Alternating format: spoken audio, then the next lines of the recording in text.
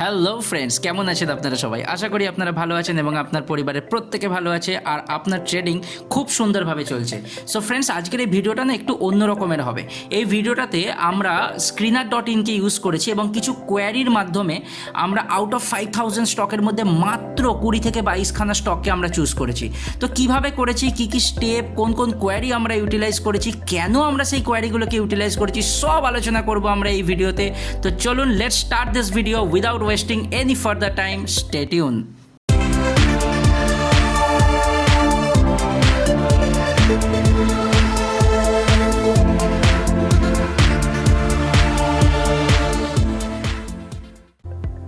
Friends, আজকের আমাদের এই ভিডিও টপিক হলো যে কীভাবে আমরা 5000টা কোম্পানির মধ্যে টপ মানে আমি বলতে চাইছি যে হাই কোয়ালিটি কোম্পানিগুলোকে আমরা চুজ করব।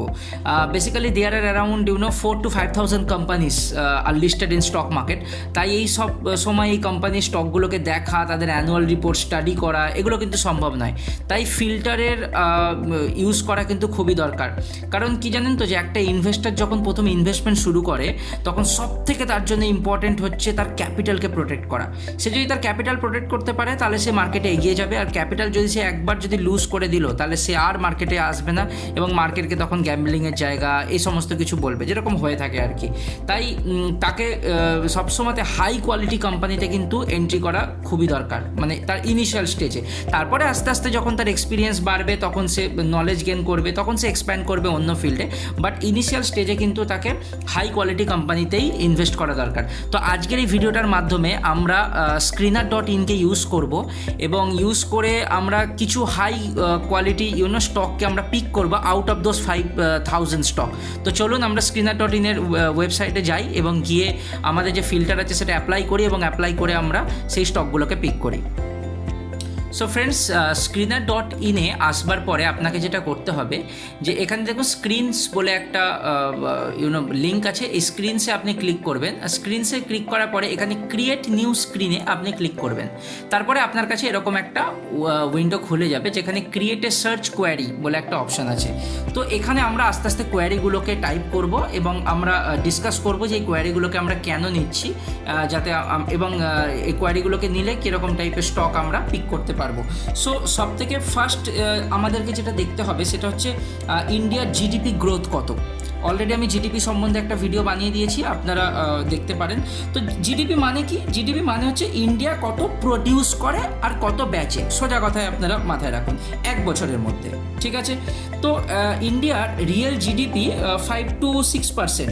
এটা আমি 8 ইয়ার্সের অ্যাভারেজে বলছি। এখন ডিউ টু কোভিড এটা একটু কম হবে, ঠিক আছে? তো অন অ্যান অ্যাভারেজ 5 থেকে 6% ইজ রিয়েল। আর inflation is also around 5 to 6%। তো আমরা বলতে পারি যে ইকোনমি মানে নমিনাল জিডিপি, মানে আমাদের ইকোনমিতে নমিনাল জিডিপি অ্যারাউন্ড 11 to 12% মতন হবে ইন্ডিয়াতে। তো জিডিপি মানে কি? জিডিপি মানে হচ্ছে আপনারা জেনে রাখুন যে কোম্পানির সেলস। হ্যাঁ, কোম্পানি যেগুলো প্রডিউস করে সেগুলোও কোম্পানির ইনভেন্টরিতে থাকবে, কিন্তু মোটামুটি যেটা আমরা বুঝতে পারছি সেটা হচ্ছে সেলস, ঠিক আছে? তো ইন্ডিয়া যদি গ্রো করছে 11-12%, ভালো করে বুঝুন, ইন্ডিয়া যদি 11-12% গ্রো করছে তাহলে আমি যে হাই কোয়ালিটি স্টকগুলোতে যে আমি ইনভেস্ট করছি তার সেলস গ্রো তো হওয়া উচিত, হ্যাঁ কি না? সেলস তো গ্রো হওয়া উচিত, তবেই তো সে গ্রো করবে। তো আমাদের ফার্স্ট ফিল্টার এখানে হবে যে আমরা নেবো হচ্ছে sales growth 5 years. Sales growth 5 years আমরা নেব। আমাদের কত হওয়া উচিত? Sales growth 5 years, let's say for example আমাদের 10% হওয়া উচিত। এখানে পার্সেন্ট লেখার দরকার নেই, কারণ দেখুন এখানে ভ্যালু ইন পার্সেন্ট অটোমেটিক আছে, তো পার্সেন্ট লেখার দরকার নেই। তার পরেরটা লিখবার জন্য কি করবেন, জাস্ট স্পেস দিয়ে আপনি অ্যান্ড যে টাইপ করবেন ওটা অটোমেটিক এন্টার হয়ে নিচে চলে আসবে। এন্টার এখানে ক্লিক করবেন না, ঠিক আছে? তো এটা হয়ে গেল আমাদের ফার্স্ট কন্ডিশন, মানে যে কোম্পানির সেলস গ্রোথ কিন্তু বিগত 5 বছরের অ্যাভারেজে মানে 10% ধরে ইনক্রিজ করছে, এরকম কোম্পানিকে আমরা চুজ করব, ঠিক আছে? এবার আমরা সেকেন্ড ক্রাইটেরিয়াতে আসি। তো যদি সেলস গ্রোথ যদি বেশি হচ্ছে তাহলে প্রফিটও তো আর্ন করবে কোম্পানি, তাই তো? আর যদি প্রফিট আর্ন করবে তাহলে রিটার্ন অন ইকুইটিও বাড়বে। তো ইন্ডিয়াতে ইনভেস্ট করলে আপনি জেনে রাখুন মোটামুটি 14 to 15% রিটার্ন অন ইকুইটি হওয়া উচিত, ঠিক আছে? এটা কেন হওয়া উচিত তার জন্য একটা সেপারেট ভিডিও আমি বানিয়ে পরে আমি আপলোড করে দেবো। তাহলে আমরা এখানটাতে সেকেন্ড যে ফিল্টারটা করব সেটা হচ্ছে ROE return on equity 5 years, এটা অ্যাভারেজ রিটার্ন অন ইকুইটি দিচ্ছি আমরা 5 ইয়ার্সে, শুড বি গ্রেটার দ্যান 15%। তো আমরা শুধু 15 লিখবো, তাহলে 15% হয়ে গেল। ঠিক আছে, অনেক সময় না কোম্পানি কি করে জানেন তো, কোম্পানি না ম্যানুপুলেট করে। ROE মানে কি? ROE মানে হচ্ছে net income divided by average equity. তো net income can be manipulated, but cash can not be manipulated, এটা সবসময় কিন্তু মাথায় রাখবেন। তো আমরা যখন যখন 15%-এর বেশি নিচ্ছি মানে আমাদের ক্রাইটেরিয়াতে, তো কোম্পানির কাছে কিন্তু তখন ফ্রি মানে ক্যাশ ফ্লো, যেটা মানে ফ্রি ক্যাশ ফ্লো কিন্তু সবসময় পজিটিভ হবেই। ঠিক আছে, ফ্রি ক্যাশ ফ্লো মানে কি? এটা হচ্ছে আপনি জেনে রাখুন মোটামুটি ল্যাঙ্গুয়েজে, যে এটা পার্টিকুলার একটা ইয়ারে একটা কোম্পানি তার কোর বিজনেস থেকে যেটা আর্ন করে, তার থেকে তার কেপেক্স মানে ক্যাপিটাল এক্সপেন্ডিচার বাদ দেওয়ার পরে যেটা সে আর্ন করে ইন টার্মস অফ ক্যাশ, সেটাকেই আমরা বলবো হচ্ছে মানে ফ্রি ক্যাশ ফ্লো। এটাই হচ্ছে ক্যাশ ফ্লো। ঠিক আছে, সো যদি কোম্পানি লাস্ট 5 বছরে 15%-এর বেশি যদি ROE মানে আর্ন করছে, তাহলে ওই কোম্পানির ফ্রি ক্যাশ ফ্লো কিন্তু পজিটিভ হবেই। হ্যাঁ, হতে পারে 1-2 বছর তার নেগেটিভ হতেও পারে, কারণ কোম্পানি হয়তো এক্সপ্যানশন করছে, তার জন্য তার ক্যাশ ফ্লো নেগেটিভ হতে পারে। ঠিক আছে, কিন্তু মানে মোটামুটি সে তার ক্যাশ ফ্লো পজিটিভ হবেই। সো এখানে আমরা থার্ড ফিল্টার যেটা ইউজ করব সেটা হচ্ছে যে free cash flow of 5 years, free cash flow of 5 years, এটা কিউমুলেটিভ থাকে। ঠিক আছে, সো গ্রেটার দেন আমরা এখানে নেবো হচ্ছে 1000 কেন নিলাম 1000 crore। তো অন অ্যান অ্যাভারেজ যেহেতু কিউমুলেটিভ, তো 200 কোটি আমরা অন অ্যান অ্যাভারেজ নিচ্ছি। ঠিক, তো এতে কি হবে বলুন তো, এতে কিন্তু ম্যানুপুলেশনটা কমে গেল, মানে কোম্পানি কিন্তু আর ম্যানুপুলেট আপনার সঙ্গে করতে পারবে না। ঠিক আছে, তো এবার ফোর্থ ফিল্টার নিয়ে আমরা আলোচনা করি। ফোর্থ ফিল্টারে আমরা কোম্পানির লোনের বিষয়ে কথা বলবো, মানে কোম্পানিতে কত ডেট নিয়েছে।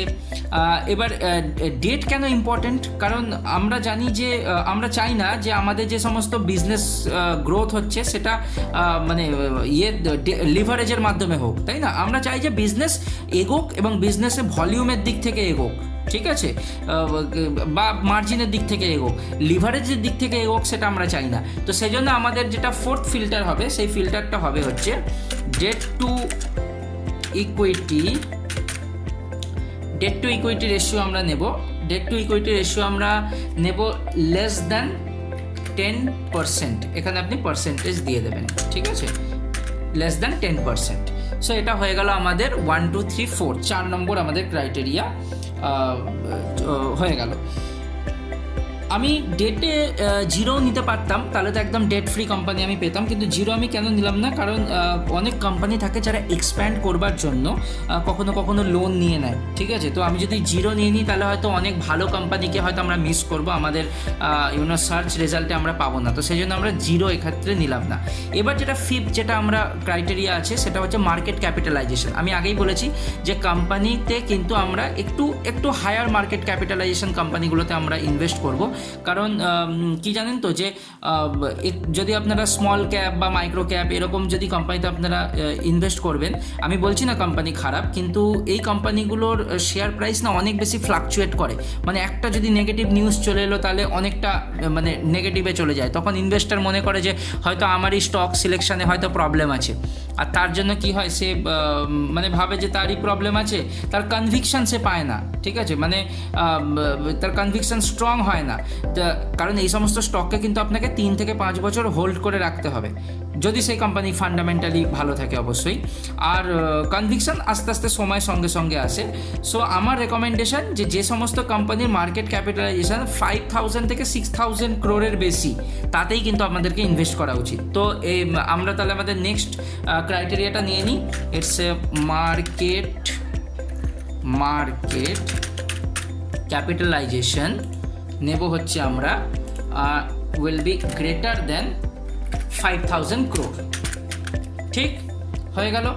এবার আমরা যেটা নেক্সট আমরা ফিল্টারটা নেব সেটা হচ্ছে ডিভিডেন্ড ইল্ডের ওপরে, মানে কোম্পানি তার শেয়ার হোল্ডারকে কিন্তু কন্টিনিউ ডিভিডেন্ড পেমেন্ট করছে। তার এর মানে কি? এর মানে হচ্ছে কোম্পানি নিজে আর্নিং করছে এবং আর্নিং করবার পরে কোম্পানি তার ক্যাপিটাল এক্সপেন্ডিচার খরচা করার পরেও যে টাকা বেঁচে থাকছে, তো কোম্পানি সেটা ডিভিডেন্ড অ্যাটলিস্ট দিচ্ছে প্রত্যেক বছর, মানে কনস্ট্যান্টলি ডিভিডেন্ড দিচ্ছে, সেটা যেই পার্সেন্টেজ মানে হোক না কেন, কিন্তু সে ডিভিডেন্ড দিচ্ছে।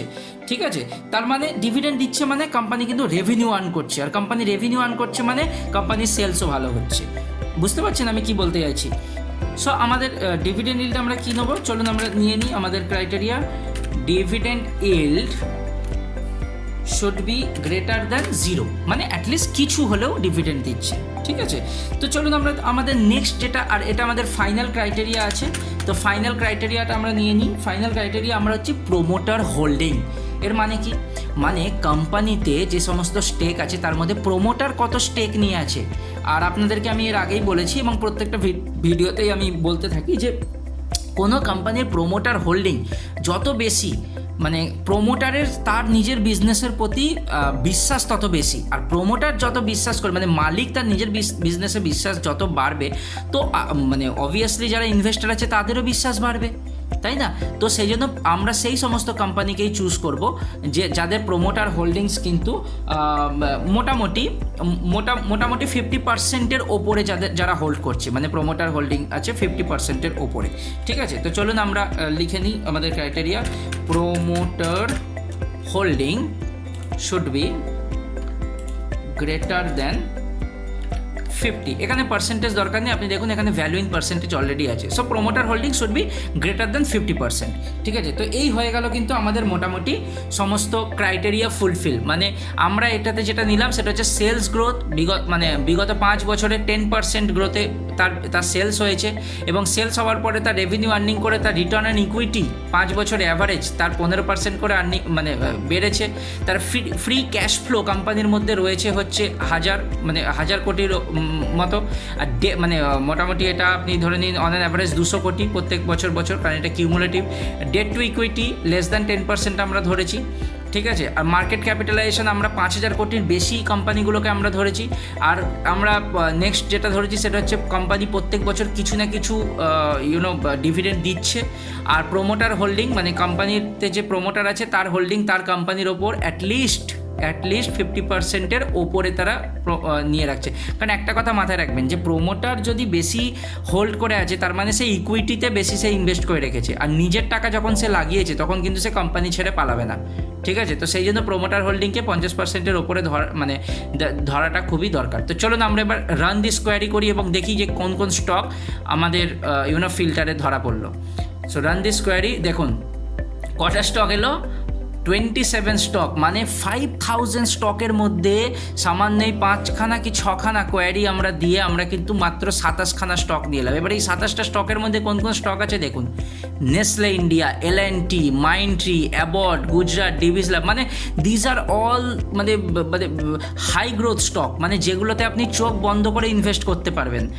আপনি এটুকু মানে মাথায় রাখবেন, হ্যাঁ চোখ বন্ধ করে বলেছি, জাস্ট এমনি বললাম, মানে অবভিয়াসলি তাদের একটু অ্যানালিসিস করতে হবে, কিন্তু 5000টা স্টক অ্যানালিসিস করার জন্য ভালো হচ্ছে 27টা স্টককে অ্যানালিসিস করা। তাও আমি বলবো যে এখানে আমি আরও কিছু টিপস আপনাদেরকে দেবো যে এই 27টারও মধ্যে, ঠিক আছে, এই 27টা স্টকেরও মধ্যে আপনাদেরকে তো মার্কেট লিডারকে চুজ করতে হবে। নাম্বার 1 কি এই মানে যারা সেই বিজনেসে মার্কেট লিডার তাদেরকে আপনাদেরকে চুজ করতে হবে। ঠিক আছে, এবং সেকেন্ড যেটা আপনারা দেখতে পারেন সেটা হচ্ছে যে কোম্পানিটা অ্যাটলিস্ট 15 থেকে 20 বছর মানে তার যে ম্যানেজমেন্ট আছে সেটা স্টে করছে, মানে তারা অ্যাটলিস্ট 2টো বিজনেস সাইকেল দেখেছে, মানে কোম্পানির উত্থানও দেখেছে, পতনও দেখেছে। ঠিক আছে, এবং সেই পতন থেকে কিভাবে আবার কোম্পানিকে রিকভার করতে হবে সেটাও তারা জানে। মানে মোটামুটি 15-20 বছর ধরে কোম্পানিটা চলছে, তো সেরকম কোম্পানিকে কিন্তু আপনাকে চুজ করতে হবে। আর আমি বলবো যে কমোডিটি কোম্পানি বা সিক্লিক্যাল ইন্ডাস্ট্রির যে সমস্ত কোম্পানিগুলো আছে সেগুলো থেকে আপাতত ইনিশিয়াল স্টেজে আপনি একটু দূরে থাকুন, কারণ ওগুলোতে না একটু টাইমিং করতে হয়, টাইমিং করা একটু মুশকিল ব্যাপার আছে। ফার্স্টে আপনারা বুঝতে পারবেন না, তো এটা আস্তে আস্তে যখন আপনার নলেজ বাড়বে, আপনি যখন এই মার্কেটে যখন এক্সপিরিয়েন্স হবেন তখন আপনি সেগুলোতে ইনভেস্ট করুন। তো প্রথমে আপনি এইগুলোতেই ইনভেস্ট করবেন। তো আশা করি এই ফিল্টারটা আপনাদের ভালো লেগেছে। আমি এই ফিল্টারটি আমি দেবো না, মানে ডেসক্রিপশন বক্সে আমি লিখে দেবো না যে আপনি কপি করবেন, পেস্ট করবেন। আমি চাই আপনি নিজে এই ফিল্টারটিকে ইউজ করবেন এবং নিজে ফিল্টারটিকে ইউজ করবার পরে আমি আরেকবার শো করে দিচ্ছি। তো এই যে এই query, so this is the filter. কিন্তু আমি এটাকে কোনো কপি পেস্ট করে কোনো জায়গাতে লিঙ্ক করব না। আপনারা নিজে এই ভিডিওটিকে দেখে আপনারা নোট ডাউন করে আপনারা screener.in এসে নিজেরা করবেন এবং করে তারপরে যদি কোনো অসুবিধা হয় তার জন্য আমি সবসময় আছি আপনাদের পাশে। সো ফ্রেন্ডস, আজকের ভিডিওতে এই পর্যন্তই। আশা করি ভিডিওটি আপনাদেরকে ভালো লেগেছে আর ভিডিওটিতে নতুন কিছু শিখতে পেরেছেন এবং আপনাদের যে একটা প্রবলেম ছিল যে কিভাবে এতগুলো স্টকের মধ্যে কোন স্টকে চুজ করব, কোন স্টকে আমি পয়সা ইনভেস্ট করব অনেক লং টার্মের জন্য। আর বাই দ্য ওয়ে, এটা পুরো ভিডিও কিন্তু আমরা লং টার্মের জন্যই ডিসকাস করলাম। ওকে, সো যদি ভিডিওটি ভালো লেগে থাকে এবং ভিডিওটিতে যদি আপনি নতুন কিছু শিখে থাকেন তাহলে ভিডিওটিকে একটা লাইক করে দেবেন আর কমেন্ট করে জানাবেন আমাকে ভিডিওটি কেমন লাগলো, বা যদি কোনো জিজ্ঞাসা থাকে, কোনো অসুবিধা হচ্ছে এই স্ক্রিনারটি অ্যাপ্লাই করবার সময়, তাহলে আমাকে নিশ্চয়ই আপনি কমেন্ট করে জানাবেন। আর ভিডিওটিকে শেয়ার করবেন আপনার ফ্রেন্ডস অ্যান্ড ফ্যামিলির সঙ্গে, সো দ্যাট তারাও যাতে এটা জানতে পারে এবং তারাও যাতে ইনভেস্ট করতে পারে ভালো হাই কোয়ালিটি স্টকে। আর চ্যানেলটিকে সাবস্ক্রাইব করে নেবেন, এরকম টাইপের লার্নিং ভিডিও নোটিফিকেশান আপনার কাছে পৌঁছে যাবে। তো আজকে এই পর্যন্তই, চললাম। আবার খুব শীঘ্রই দেখা হচ্ছে অন্য কোনো ভিডিওতে, অন্য কোনো লার্নিং ভিডিওতে। ততক্ষণ আপনি ভালো থাকবেন, অন্যকে ভালো রাখবেন। Good morning, good bye and good night যখনই আপনি এই ভিডিওটাকে দেখছেন।